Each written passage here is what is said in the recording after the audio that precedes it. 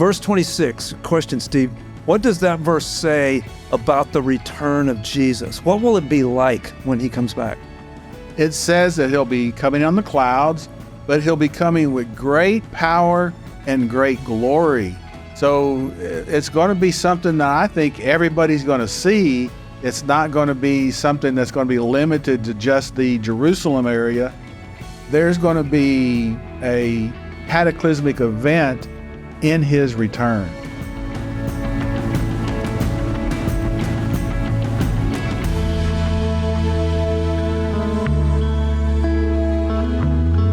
Sometimes in the Word of God, we have passages that are easy and quick, and sometimes we have passages that are deep and profound. Well, today we are in the Olivet Discourse, and it's deep enough to where I think we need our life jacket because it's going to be quite profound and quite deep and wide. We're in Mark chapter 13, and if you have your copy of the Word of God, turn there. We're in what's called the Olivet Discourse because Jesus is giving a message in the days before he is killed on the cross from the Mount of Olives. And he is speaking there as he looks over the city of Jerusalem, and his disciples have asked him questions about when the city is going to be destroyed and when he will come and when will be the end of the age. And as we saw last time, part of this section in the Olivet Discourse was fulfilled in the first century. And today we're going to get into some sections and we're going to explain why that we believe that other parts of it are only fulfilled in the future. So Steve, this is going to be quite an adventure, and I hope we can really get through it, but it's a little complicated, but I think it's very interesting. It is very interesting, and especially when you go through it verse by verse and go through it in detail, there's a lot of little things in here to be able to pull out of the text. It's a little bit curious that Mark doesn't go into as much detail as Matthew does, and it seems like we have spent a little bit more time on this than we did with Matthew. But there's still a lot of things to go through here. I'm looking forward to going through this session. As a reminder, just prior to this Olivet Discourse, Jesus has come into Jerusalem. He spoke the things that occurred in Matthew chapter 23, where he very directly confronted the Jewish leaders and called them hypocrites, called them dens of snakes. He overturned the tables of the money changers. He let loose the animals that were being sold. He prevented people from treating the place like it was an area of commerce, and he challenged them to make it a house of prayer. He very clearly taught parables that was against them, that said that their power would be taken away and their position would be taken away. So Jesus is forcing the hand of these leaders, and today he's giving some advice to his disciples on when the end of the age will come. So Steve, can you read Mark chapter 13, starting at verse 21 and going down to verse 27? And then if anyone says to you, "Behold, here is the Christ," or "Behold, he is there," do not believe him. For false Christs and false prophets will arise and will show signs and wonders in order to lead astray, if possible, the elect. But take heed, behold, I have told you everything in advance.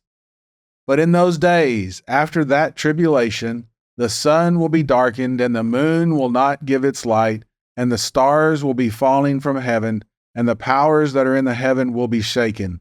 Then they will see the Son of Man coming in the clouds with great power and glory.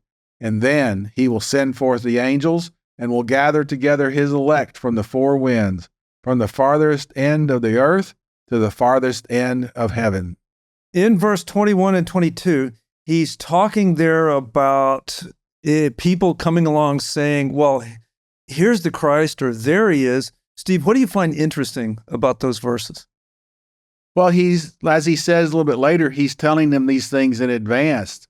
He's saying that there's going to be many Christs or Messiahs that are going to come and claim that they're in one place or claim that they're in another place, and that they're not to be deceived. That we see that many times, that Jesus tells them before he gives them warnings. Don't be deceived. Don't be deluded. And we're seeing the same thing here. And he's not saying if here, he's saying when you see these Christs that say they're one place or the other, don't follow after them, because obviously Jesus is the Messiah. There's not going to be any other Messiah after him. I think, Glenn, that this possibly comes from the teaching that the rabbis had, that there were going to be two Messiahs. There was going to be first come a Messiah that was the suffering Messiah. Then there was going to be a second Messiah that was going to come later, that was going to be the conquering Messiah. So I think that Jesus is telling them, I am the one and only Messiah. I have about to go and suffer. He's already told them that before. He began teaching them that the Messiah must suffer. But I think here he's saying, I am the only one. I'm going to come back, but I'm also going to come back and be that conquering Messiah. There's not going to be any other Messiah. I am the only one. What he's saying here is that when Christ comes back, it's going to be very clear to everyone. Over in Matthew, in the Olivet Discourse, he says it's going to be as clear as if you were standing outside at night and lightning flashed all the way from one end of the sky to the other. No one can miss it. It's going to be very obvious. So if there's ever a time when somebody comes along and says, oh, the Christ is here, but you just you missed it, then you'll know that person's a false prophet. There's people such as the Jehovah's Witnesses have claimed that Jesus returned invisibly. There was people a few years back that said that Christ has returned, but he's hidden. He's not going to reveal himself yet. He's in waiting. And so all these people are false teachers. And that's what this passage is telling us, is that when he comes back, everyone will know. Believers, non-believers, there's not going to be any doubt that Christ has come back. So if anybody comes along and says, oh, Jesus has returned or the Messiah is here, and people are in doubt about it, then that's a false teacher. Because when he does come back, it's going to be very clear. So the next thing he talks about in here is that false Christ doing lying wonders and false wonders. Steve, can false prophets do false miracles? Yeah, we saw that when we went through Exodus. The sorcerers that were Pharaoh's followers, sorcerers, they mimicked some of the early signs that Moses did, throwing down the staff and it became a snake, and some other things. Now, Moses' snake swallowed theirs up to prove that God, Yahweh, was more powerful than theirs. But yeah, I think that there are certain things that the demonic world or the Satan can do that will appear to be signs or miracles. They're not like the ones that God or Jesus does, but we have some examples of that. So here he also says that there'll be signs and wonders in order to lead astray. So I think that there's some that are going to be falsified, made to look like actually a sign or a wonder. And I think there might be some other ones that will be seem more legitimate. But in any case, it's what do they say afterwards? Are they leading the people to God, the Father, Jesus, or are they leading people astray and away from Jesus? It's the context around those signs and wonders that people need to pay attention to. That last part you mentioned is exactly correct. The question is, who gets the credit? Does the Lord get the credit, or are they all the attention falling on the man up at the platform? Many of these people I see, the people that gets glorified is the person on the sign. It's the person up at the front of the church building or in front of the service. The people that get the glory are the ones that are getting the attention. And that means that we need to be careful. Just because somebody's doing a miracle doesn't mean they are a true prophet. They could be false prophets. And this passage says that they can be lying wonders and false miracles. Just because there's miracles, and there's people running around the countryside claiming to do miracles, some of them are fake, some of them could be legit, but this says they're going to do that. False prophets and false Christ will show signs and wonders. And so just because they're speaking religious language and doing signs and wonders doesn't mean they're true prophets. They could be false prophets. Verse 22 also implies that it's impossible to deceive the elect, because that's what it implies there, to deceive, if possible, even the elect. It implies that you can't. Next thing, we have a major switch, or at least a major indication of a time frame here, starting in verse 24 and 25. Steve, what does it say? These things will happen after what? After that tribulation, and that means that there is going to be a period of tribulation that's going to be specific. It's not going to be an extended persecution or a time of tribulation that's going to last over a long centuries. It's going to be a specific tribulation, and that's what Jesus is saying. After that tribulation, the one that he said before is that the sun's going to be darkened, the moon will not give its light, and etc. In this passage, it's giving a rather clear sequence. If we look at verse 24, after that tribulation, verse 26, then they will see the Son of Man. Verse 27, then he will send forth the angels to gather the elect. Very clearly, Jesus is giving a sequence, and it starts with after the tribulation. Therefore, we can tell some things about when things are going to happen, at least a sequence, not the year, but the sequence, if we just follow what's clearly written down here. The sequence does not fit a fulfillment in the first century as held by many preterists, amillennialists, and postmillennialists that claim that many of these things were fulfilled in Jerusalem, and specifically they talk about 70 AD when the Romans came and destroyed Jerusalem. First of all, the sequence here again starts out after the tribulation. The Son of Man will come and the angels will gather the elect from the four winds. First of all, when it says the angels are gathering the elect from the four winds, that didn't change in 70 AD. If we say it's the saved people being gathered by the angels, which is what the preterists are claiming, well, that was happening prior to 70 AD, at least from the day of Pentecost. And really, all of history, people were saved by grace through faith. And so God's chosen one were being brought into fellowship with him. That didn't change in 70 AD. It didn't start after 70 AD.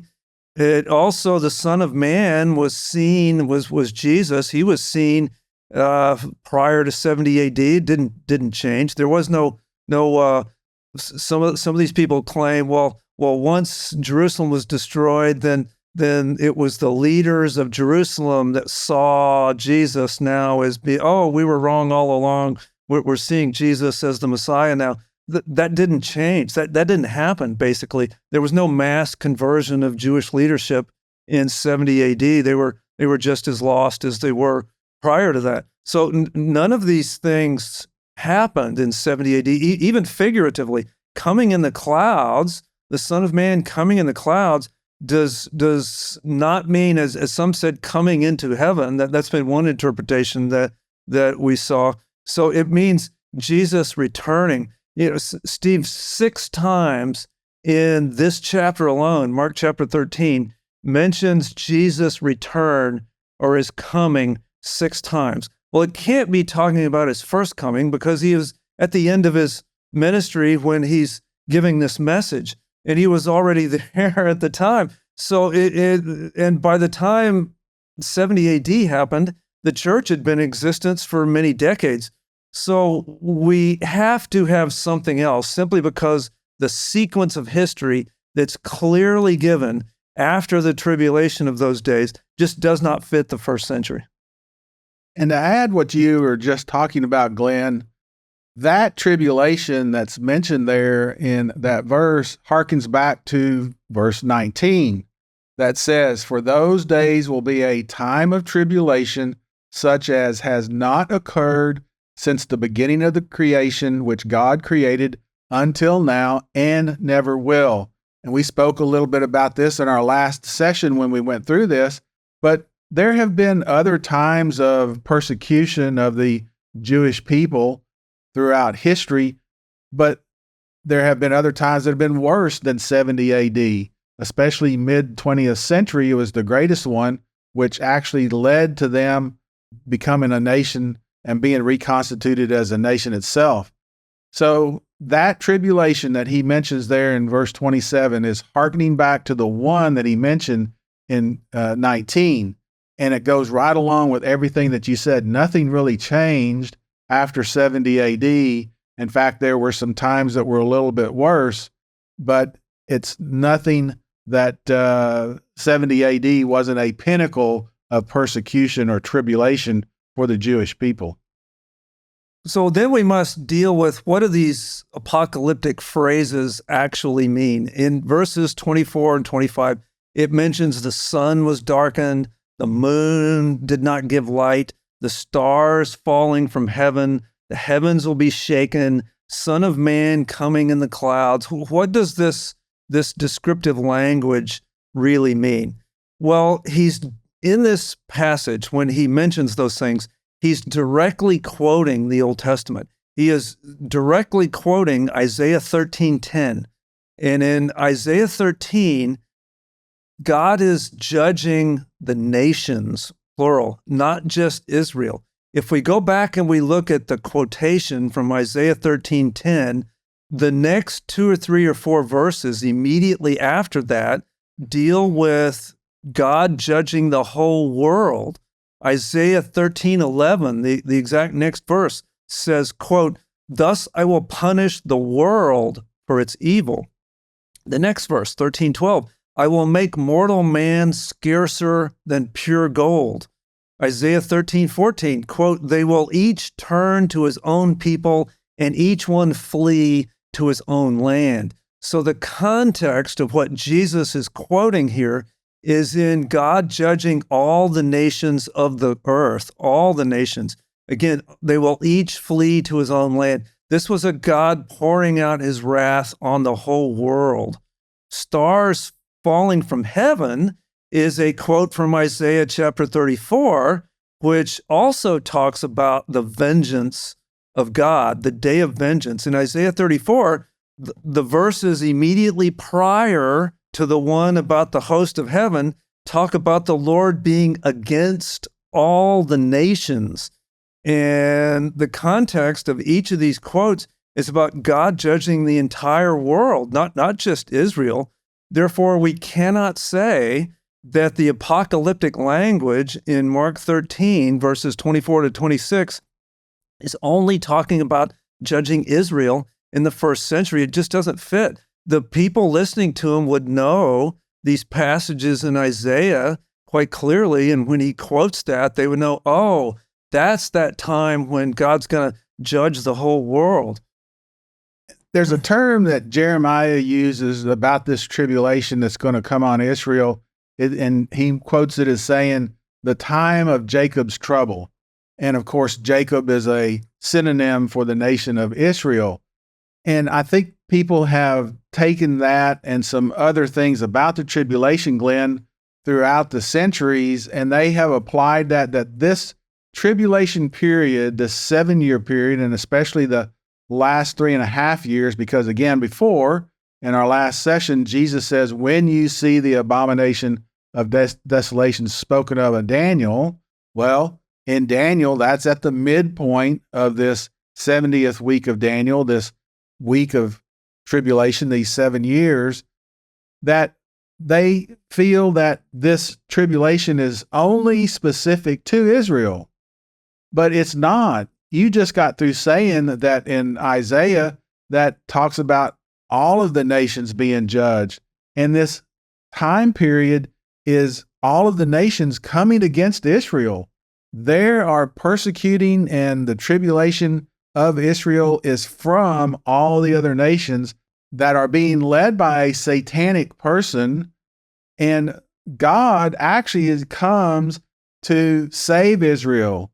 just like he did back in the time of Judges. I've mentioned before, I think that this tribulation period is the time of Judges was a shadow of this. What happened? They were oppressed until they got to a point that they called out for God to save them. He sent a judge that defeated the oppressors, and then they had a time of peace. I think that was the shadow of this. They're going to be so oppressed in this tribulation period from the other nations, they're going to call out to God for deliverance, and Jesus is going to come, and they're going to look and see Jesus and notice him and mourn, as Zechariah says, on the one whom they had pierced, and then they will finally recognize that Jesus was the Messiah. We had this collection of the elect from the angels from Olivet. So you have so eloquently described that 70 AD just doesn't fit this time period of what is being discussed here and said and explained by Jesus during these verses.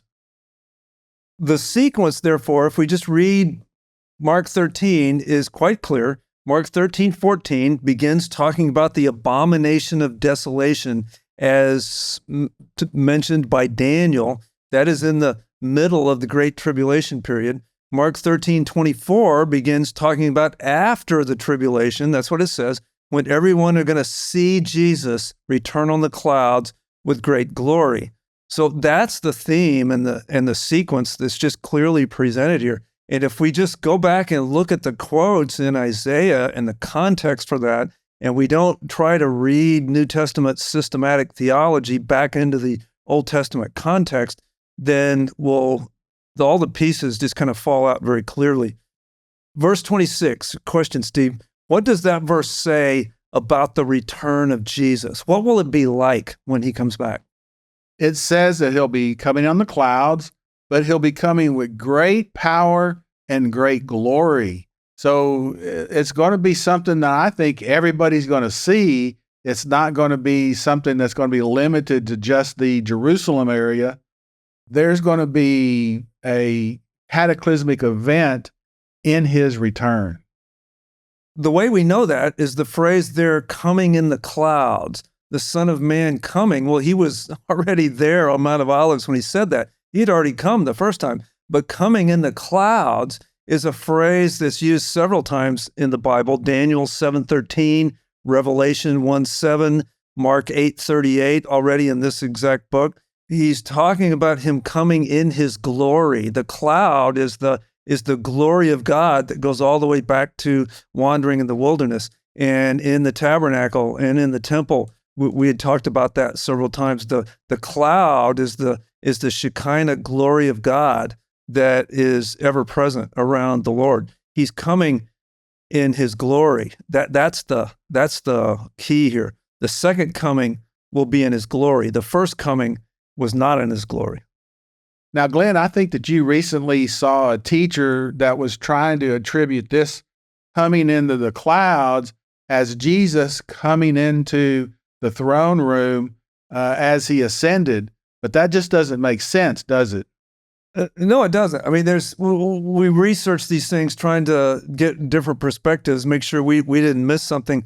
And some people, if you've already decided that many of these things are fulfilled in the first century, well, then what do you do? Because it clearly says after the tribulation, then Jesus is coming in the clouds. Well, some of them try, maybe he means coming into heaven.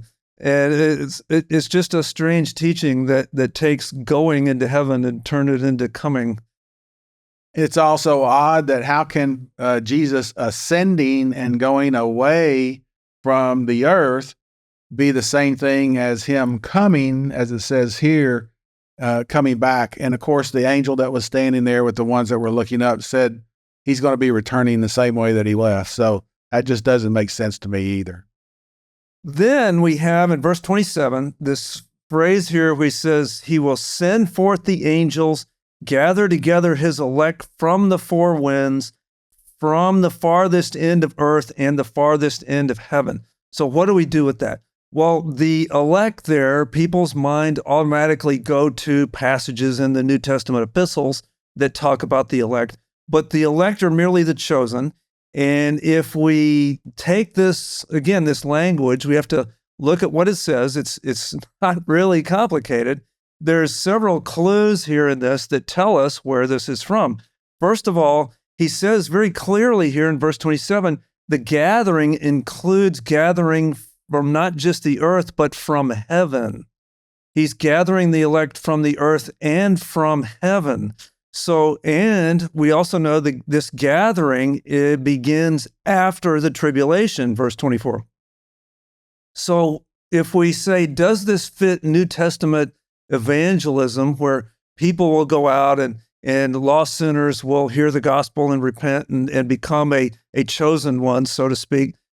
Well, it really just doesn't fit. One, because angels are never said to go out and gather lost people and gather the elect during the church age. That's never spoken of. Mark 8:38, Jesus says the Son of Man will come in glory and with angels with him.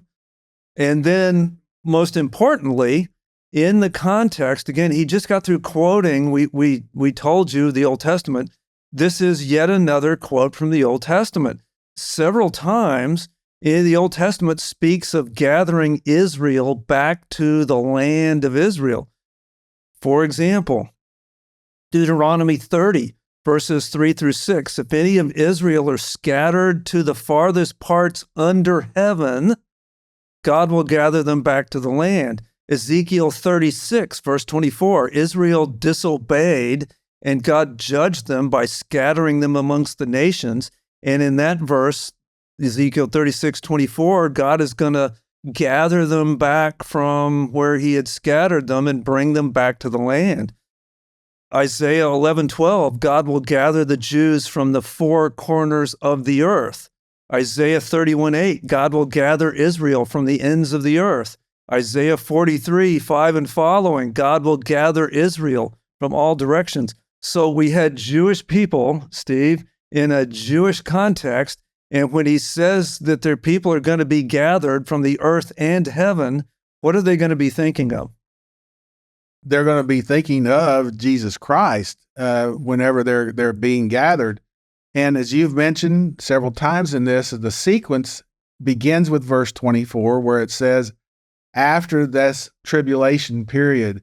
So here in 27, we have the context that it's during this tribulation period are all of these elect, which simply means chosen. Now, again, the nation of Israel were chosen people, were chosen for his purpose. This is a thoroughly Jewish text, as you just got through talking about. And I believe that this is talking about those Jewish people, the nation of Jewish people that are left alive at the end of this tribulation period. I think it's okay if we want to add there some Gentile believers that have also come to faith during that tribulation period. But it leads to that this is the time frame that it's talking about of the gathering from those 7 years of tribulation. And you have also an inference from heaven. So this is, I think, possibly the Old Testament saints, the Jewish ones that he's also gathering. This is all prior to going into the restored kingdom, which is the next phase after the tribulation. So as you've mentioned, and we have throughout this session, verse 24 sets the stage as to when these events are happening and who it's happening to. If we just follow the language here in the text in Mark 13, all the pieces fall into place. If we just hold it to be what it says, which is at the end of the great tribulation period, God is going to gather the saints from the four winds and from heaven at the end of the great tribulation period. It all fits very perfectly and matches with the Old Testament there.